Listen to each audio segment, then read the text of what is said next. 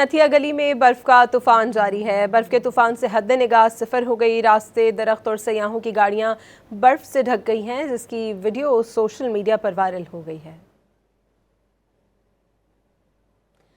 नथिया गली में बर्फ का तूफान जारी है। ये मनाजिर आप देख सकते हैं। बर्फ के तूफान से हद निगाह सिफर तक होकर रह गई है। रास्ते, दरख्त और सयाहों की गाड़ियां बर्फ से ढक गई हैं, जबकि ये वीडियो सोशल मीडिया पर वायरल हो गई।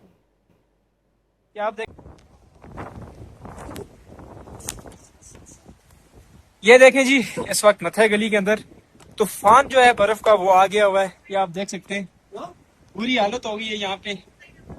हद निगाह बिल्कुल खत्म हो गई है। ये आप देखें, बर्फ का तूफान जो है सांस नहीं ली जा रही यहाँ पे।